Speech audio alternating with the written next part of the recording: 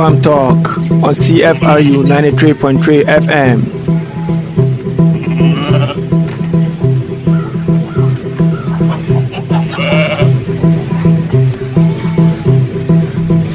Welcome to another edition of Food Farm Talk, where we celebrate food and honor those who champion the cause of food in society.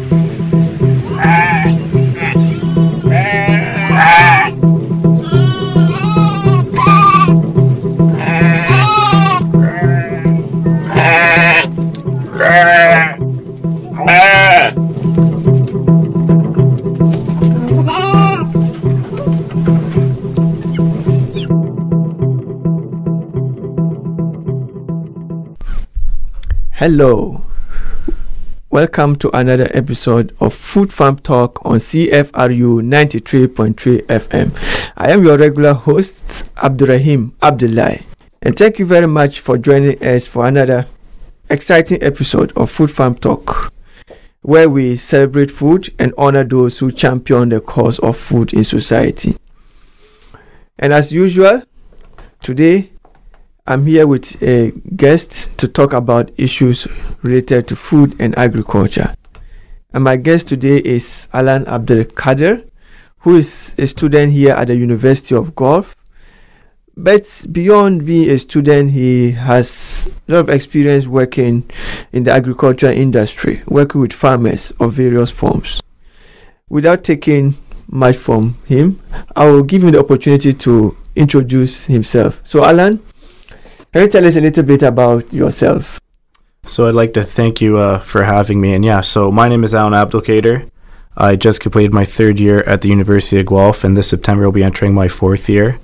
I am doing a Bachelor of Science in Agriculture, and I'm going through the honors stream, so it's part of the OAC. It's under the umbrella of OAC. So I'm not from a farm. I was born and raised in Mississauga, Ontario, and moved to Guelph, you could say, about 8-9 years ago. And when I went to high school in Guelph, I went to school with fellow farm kids, if you will. And it was kind of through my experiences of high school, of working with family farmers and just people that also worked on farms, that kind of gained my interest and knowledge within agriculture. And come the end of high school, I decided to pursue an education in agriculture. So here we are. That sounds interesting. Mm-hmm. So if I may add, you mentioned that you are not from a farm background, but absolutely, obviously you went into farming because of your experience with people, farm kids. What's exactly about them led you into farming? What did you admire about the farm kids? It's pretty, how it started off was pretty simple. I was just, in grade 9, grade 10. I wasn't working. I didn't have any money, and I wanted, a part-time job, right? And it was one of those things where I'm very outdoorsy. I like fishing and hunting and stuff like that, and I couldn't really see myself on a Saturday being locked up in a McDonald's or a Tim Hortons serving people in a drive-thru. So it was one of those things where I saw an opportunity to work outside or with animals or with things like that, and it really kind of gained my interest. So to answer your question, really what I admired or what I liked the most was being outside. I like that element of being outside and working, and no two days are the exact same. Every single day is different. Every single day is a unique day. Right? It's a unique day. And just the culture and how friendly people are. I kind of, people are in the cities, always have their phones buried in their face. You can't really have a conversation with somebody on the bus. But as soon as you get into the countryside, you can talk to anybody really easily. People invite you over for dinner. You can go to bonfires and roast marshmallows and stuff like that after work. It was just a really unique kind of culture environment that was something that I just liked more than working at McDonald's, for example. That sounds great. Mm-hmm. And I usually like it when people highlight some of the values and some of the merits that agriculture provides that many other occupations cannot really provide them, by their very nature. Because people really sometimes don't appreciate what it entails to be a farmer. Mm-hmm. Unless you experience it, there's so much that agriculture provides to the human being beyond There's a lot going on in the background that people don't know about. That's correct, in the background. So you've mentioned how, what actually interests you in agriculture and how it led you. If I may ask you to tell us a little bit about how your path has cycled from childhood of getting in contact with farm kids and developing interest in agriculture. What has been the journey so far from that time till now?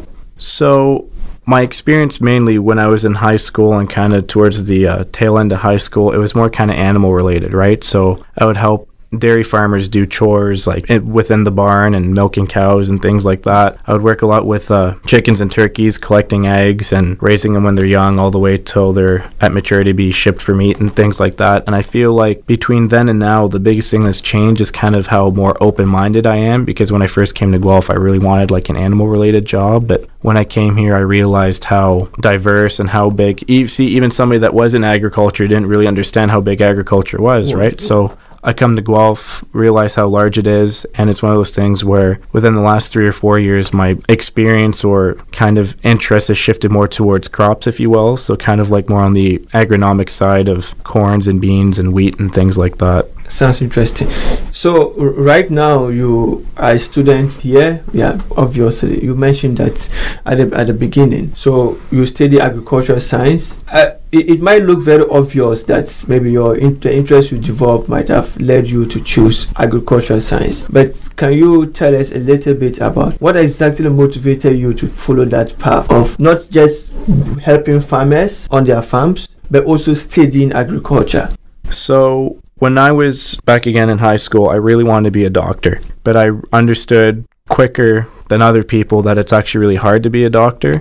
But it was one of those things that ever since I was at a young age, I always wanted to help people. Does that make sense? I always kind of like the one-on-one interaction, the face-to-face, helping people, trying to solve their problems, make their life easier, right? And it was one of those things where I just knew it within myself that it's just really hard to be a doctor. It's a lot of money, a lot of studying, a lot of years of school.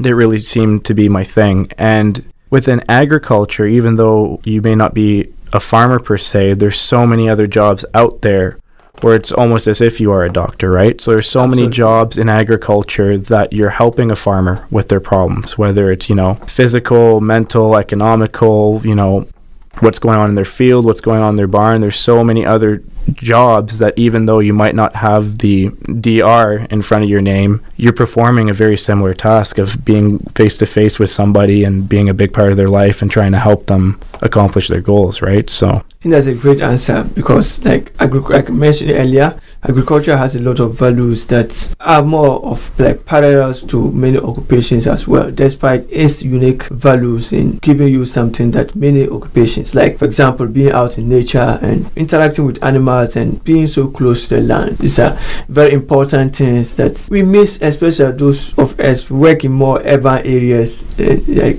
9 to 5 jobs, right? So that being said, I would like you to tell us a little bit about like your current state. So you are still in the third year of your program, but I do know that from chatting with you earlier, you do other works outside normal schoolyard. So what other things do you do outside right now?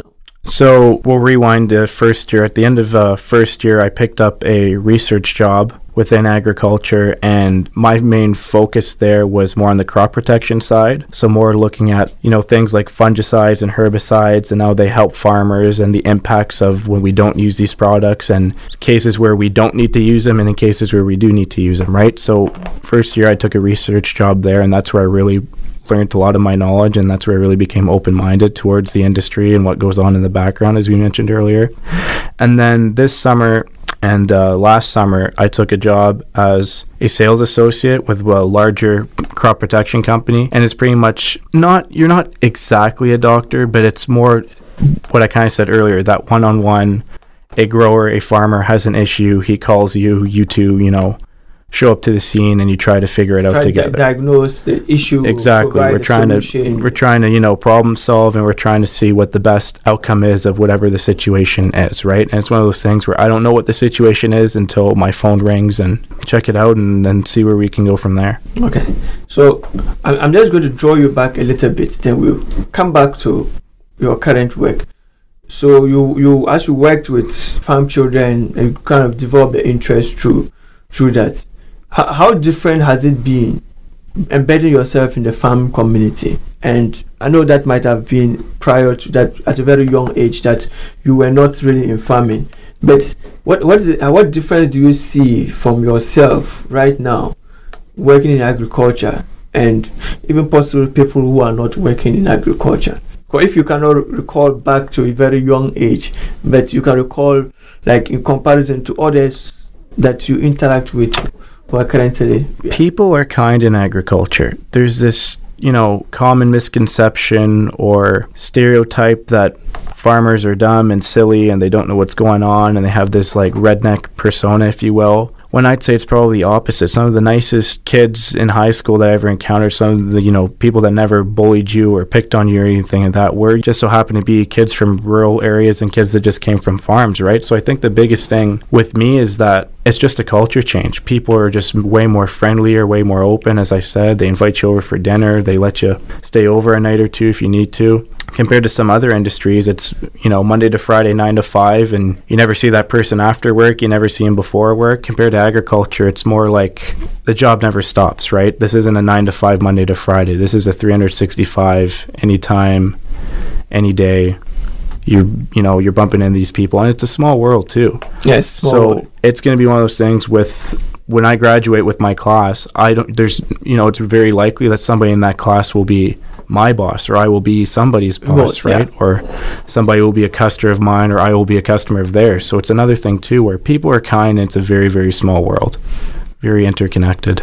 Yeah, that's really good to hear. And to hear people who are actually on the ground making testaments to some of these values and be able to talk to those unique things that farming provides. Because from my experiences, farming communities are very well tied up, socially bounded, and that sense of community and people sharing is usually good, maybe just with a few exceptions where people compete. But farmers are usually very good among themselves, trying to share knowledge, especially when it comes to learning new practices and trying to understand what current issues are.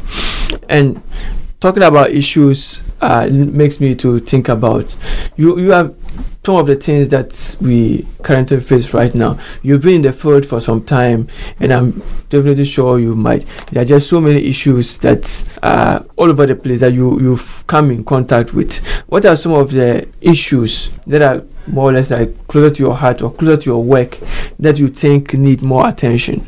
The biggest issue that I find, and this is more agriculture in a whole, not maybe specifically to me, but almost specifically to everybody, is there's this stigma or fear in the air that, the government and farmers are after you and they're trying to poison you or you're trying to kill you, and there's all these crazy YouTube video made by people without any credible knowledge or degree or anything behind them. Do you know what I mean? So I think the biggest challenge is we're being depicted as the bad guys when truly we're not. It's a very civilized, scientific, highly respected professional industry, and we all have the same goals in mind, and those goals are just, wake up, work, go to bed, and, feed people. I think a lot of people forget that we're not trying to poison you, or, we're working with the government to poison the water or make something funky with your blood. Like, there's all these things that you hear the farmers doing bad things when you're forgetting that you eat 3 times a day. And it's one of those things, whether you realize it or not, whether you believe it or not, it's like, no matter how much you bash on us or think negatively of us, it's in the end, it's like, we're the ones feeding you, right? Like, there's this whole, I can go on and on and on, but there's this whole conspiracy theory, if we will, that we're trying to poison everybody when it's just not true. We're just ordinary people like everybody else, and we eat the exact same, we're eating the exact same food. The stuff that comes out of my field, you're eating and I'm eating. So it's one of those things of like, how come you're magically dying but I'm not? Do you know what I mean? Just not to cut you, I can remember, I relate to some of these things. I can remember chatting with a farmer at some point in time, and he virtually told me the same thing. If I am eating the same thing I'm feeding you, there's no logic in you thinking that I'm trying to kill myself. Yeah, it's not like I am growing something different for you. I mean, the public and eating a different thing. Mm-hmm. So I can definitely relate to some of the issues you are talking about, which is really interesting. And I think it boils down to education and sensitization and trying to make the public know more about what is happening. Or what do you think about that? I think common sense people just forget all of a sudden when it comes to agriculture. I feel like if you have an open mind and you just use a little bit of common sense, you're there's answers to questions, and the questions become very, very simple, and the answers become even simpler, right? But again, there's just this thing in the air, I can't even describe it to you, where people are just scared. And as soon as they hear agriculture, as soon as they hear the name of a large crop protection company, they just throw everything out the door. They throw practical knowledge, they throw common sense out the window, and then they're just scared, right? So it's one of those things where if people can get past being scared or being feared of something that really doesn't exist, then I feel like the industry would be a much easier kind of place to work in, and there wouldn't be as much backlash in the media and things like that. So as you mentioned of issues on backlash from the media and like all those issues, and it reminds me of some of the issues that we have right now with GMCs and like you mentioned earlier, people thinking that farmers are going to poison them and all these issues. What do you think are actually the root causes of this, and what can the agriculture industry do to really make people really understand some of the issues behind these challenges? I think the biggest thing that the agriculture community may have made a mistake on was lack of communication. I feel like it was the duty of farmers or larger companies to kind of get ahead of these people that are full of nonsense to push whatever agenda that they have. I feel like we should have kind of came in earlier and communicated to the general public of, hey, this is what we're due. We're very open about it, and this is why we do these things, right? Because now you have these hundreds of organizations that claim that GMOs are bad for you, or they poison you, or I can go on and on and on. And these aren't scientific people. These are people with no proof or no knowledge or no prior experience, right? And I feel like agriculture is playing a game of catch up where they've launched their thoughts and their negative, ideas out into the open, and people are starting to believe it. And we're playing catch up where it's only now that we're proving, hey, this isn't true. Hey, this isn't how things are. Hey, this is, totally misinterpreted or, stretched beyond the truth, right? I feel like we may have made the mistake of not communicating what we do before other people kind of came out and said what we did, right? We should have came out and expressed to people from start to finish what's going on before allowing other people to come in with no experience to push whatever agenda or ideology they want on the public, right? So I feel the big thing was and is communication. I think that's a great answer, and I always tell people that communication is essential in everything we do, right? Because how much you do or whatever good thing you do, if you're not able to communicate it very well to the people out there, people might have some misconceptions about these things. It may bring in some people might even be on the same side without knowing they're on the same side because of like miscommunication and people not understanding themselves, because we need to communicate to be able to reach consensus and be able to drive towards solving some of the problems that we face right now in our food systems, which is great. And you've mentioned communication, which is something I always think that, and that's one of the things we are doing right here, right? On this radio show, we give opportunity for people who have like the opinions to come and educates the general public, and like we are happy to have you here talking about some of these issues, because if we don't let people listen to that, we won't be able to get people to really appreciate the realities on the ground. So what I'm also interested is in how do young people like us together, everybody, what role, like you are a young guy who is able to like rise up to that extent, like you'll be able to educate yourself about that, and there's definitely more we can do, especially at the time when we do know that the younger generation is becoming more detached from agriculture, which is why some of these things are happening, if my guess is right, because we only get our information from YouTube, and you go to YouTube and people feed you with all type of information, right? So what can we as young people do to be able to turn this? Because yes, you mentioned that agriculture is now playing like a catch-up in terms of the communication race, but how can the industry tackle it to be able to really like perform well in terms of catching up? The two biggest things I'd say, and I don't know if the first one is actually very feasible or practical, is to try and educate kids at a young age in school, right? There's so many awesome courses that they teach you in school, like careers and civics, right? They teach you a little bit about how things work in Canada, about the law. They also teach you about career pathways, how to make a resume, things like that.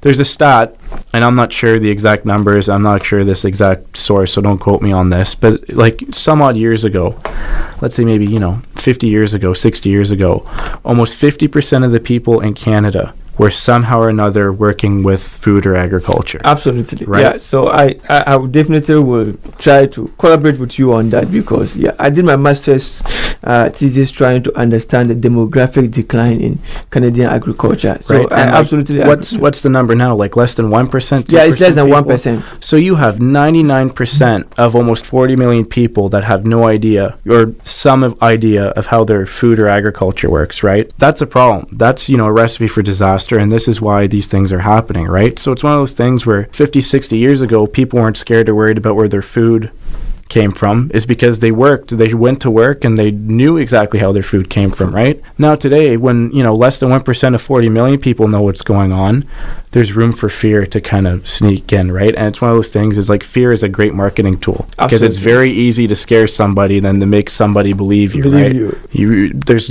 some quotes like, I'd rather be scared than to be loved, or whatever. I don't know, but like being scared is a great marketing tool. Fear is a great. Fear is amazing. Fear makes a lot of money, right?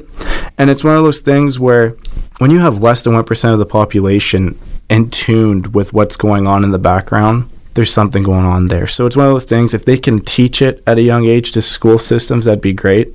If they do teach in schools, teach actual facts, teach stuff that you did in your master's or I did in my undergrad, or, stuff that's come out of the University of Guelph or any other reliable institution within the world. Yeah, teach, stuff about agriculture in school if possible. If not, then I think parents, instead of also being scared, they should try to teach their kids to let them think for themselves and not let anybody think for you. You know what I mean? When you turn on the news every day, don't believe every word that they say, right? Because the media is known for always exaggerating and pushing certain things and certain channels, right? So it's one of those things, if parents can communicate to their kids, hey, take a step back and think for a second. Think for yourself. Be more open-minded. Don't just listen to something for 30 seconds and be like, okay, that's it. That's it, right? Yeah. Think for yourself. What happened to thinking, right? Those are probably the two things. If they can somehow bring it back into the school system, great. If not, then I think parents should do a better job of teaching them kids, and not just in agriculture, just in general, to, think for yourself. Don't let others think for you. Yeah, I think I like those 2 points very much, and they've been some of the recommendations and some of the things I've been advocating for a very long time, that if we want to solve the demographic challenges in agriculture, and we want to let agriculture regain a central role in society, it all boils down to education, right? It all boils down to how we communicate agriculture to the general public. And because even there was a study that came out of OAC a few years back, that's for every one graduate here, I can't really recall the exact number, but it's about 4 or 5 jobs. Jobs waiting for the person.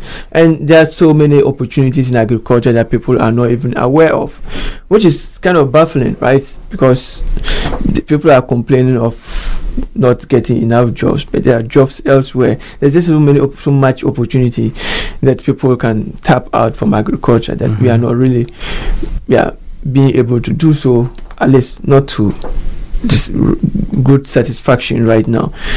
So I like the idea of educating people, letting people to know the value in agriculture, letting people to know of the opportunities out there. But as we draw almost near to the end of the program, and I wish we had so much time, because there's just so much we can talk about, and I really appreciate your time, and I know that hopefully I'll be able to get hold of you at another time. I've been trying to do this again. Absolutely. This again, but just as we try to wrap up, are you, as somebody on the ground who has a lot of experience working with farmers and has a lot of experience working with industry as well, what do you think the farm community, let's go beyond education, what can the farm community, the farm as a community, do to actually recreate their value and reposition themselves as a central role in society again? I know this is a tough question. But absolutely, that exactly can farmers do? Or let's just brainstorm about that. So the question was what they can do to be a part of... Yeah, to regain their central role in society again. Because farmers seem to be so much detached, right? We know that, the society is shifting and people are detached from farm, right? But the farmers too seem to be somehow detached from the society. So something that people need to keep in mind is that once in a while you go see a doctor, once in a while you go see a lawyer. Every single day, 3 times a day, you see, in one way or another, a farmer. You might not see his face, you might not see his farm. You eat 3 times a day, whether you like it or not. Whether you're vegetarian, vegan, you're on a carnivore diet, keto diet, whether you're having beers at Frank's, you are in interaction with somebody in agriculture every single day. So I'd almost challenge you on saying that they are already in the center of society, and they have been for, the last thousands of years. As soon as we dropped, the bow and arrow, we've been the center of society. Yeah. I think, though, as I mentioned earlier, us as an agricultural community, we should do a better job of communicating and being more open in the way that we describe our practices and what we do towards the public. But remember, it's not a one-way street, it's a two-way street. And having said that, urban areas, other people should be willing to what we say. We can't be open, have all this information ready to give you, and then you stick your fingers in your ears and say, blah, blah, blah, I don't want to listen. Right? So anybody in farming is ready to describe to you what they do, and we're very kind people. We're not out to hurt you, and it's a two-way street. If you guys are willing to listen, then we'll talk and we'll show you and we'll bring you on farms and everything like that. Yeah, absolutely. I'll take that as your last message because it's a very powerful message. Yeah. And I'm sure my listeners will be very happy to end with that. Yeah, you are not out to hurt anyone. With everything I've taken out of the conversation is that the farm community is out to help. Nobody is out to hurt. There's going to be 9 billion people by the year 2050. Yeah. What are, and who are the people faced with this problem at the forefront? It's people in agriculture, right? Yeah. Yeah. You being scared or watching some fake YouTube video isn't going to feed 9 billion people in 2050. Yeah. You need to get out to the field. That's right. Yeah. So, Alan, I'm absolutely happy having you on the show today. Thank you very much. I'm sure my listeners will as well be excited to, for what they have learned out of your show today, and I'm really happy. I'm really excited, and I'm happy to have people like you who are bold enough to tell us what we need to know, not just to give us information, but also educate us as well, and to allow people to know what exactly we need to know to be able to appreciate agriculture as it is. So thank you very much, Alan. Thanks for having me. Thank you, for listening to another episode of Food Farm Talk on CFRU 93.3 FM. So I've been speaking with Alan Abdul Kader today on issues about his interest in agriculture and some of the broad issues that are facing the agriculture community today. And the take-home message is that the agriculture community is out here to help, and they are not really out here to hurt anyone. So get out, reach out to farmers out there, try to interact with them, try to understand their issues from their end as well. And at the end, there's only one thought that binds us together, the thought of food that we all think about every day. So have a nice day. Thank you.